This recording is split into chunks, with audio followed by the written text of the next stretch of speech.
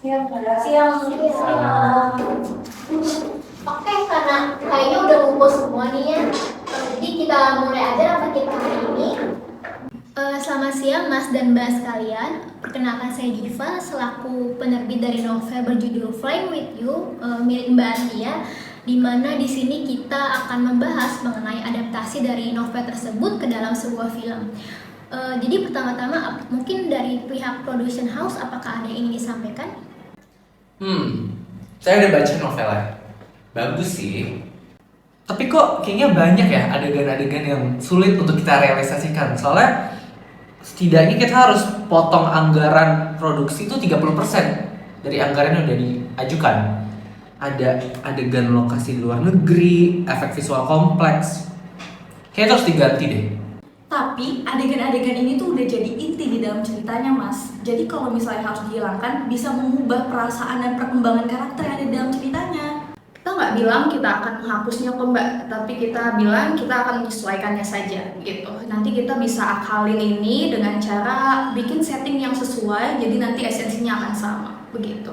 Kami mengerti Mbak dengan adanya keterbatasan anggaran, tetapi jika cerita dalam novel ini terlalu banyak diubah, kemungkinan kita akan kehilangan penggemar setia dari novel ini, di mana pasti banyak sekali orang yang mengharapkan untuk melihat cerita ini bisa tampil dalam bentuk visual.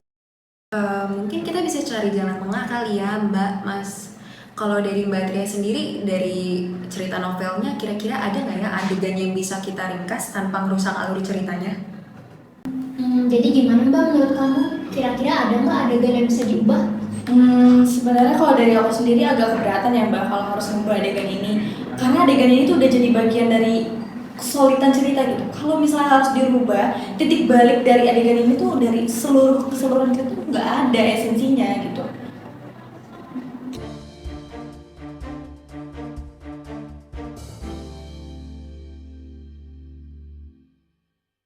Aduh, apa bisa bilang? Kalau kita tuh harus potong anggaran. Kalau kita nggak potong anggarannya, film ini tuh nggak akan selesai. Investor tuh udah nggak mau kasih kita uang lagi. Saya nggak akan mengorbankan integritas cerita cuma karena uang. Ini tentang cerita yang mau saya sampaikan. Kalau begitu tidak akan ada film Mbak. Mau gimana pun kita harus realistis. Ini juga film pertamanya Mbak kan? Kalau nggak ada kita gimana?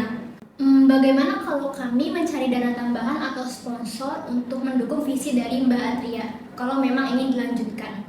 Kelamaan, kita nggak punya waktu sebanyak itu. Mungkin kita bisa coba pakai beberapa seni di cerita, tapi kita shootnya dalam negeri dengan latar yang mirip-mirip sama cerita Mbak Tria. Itu gimana? Selain bisa nurunin biaya, kita jadi nggak perlu ubah ceritanya terlalu banyak.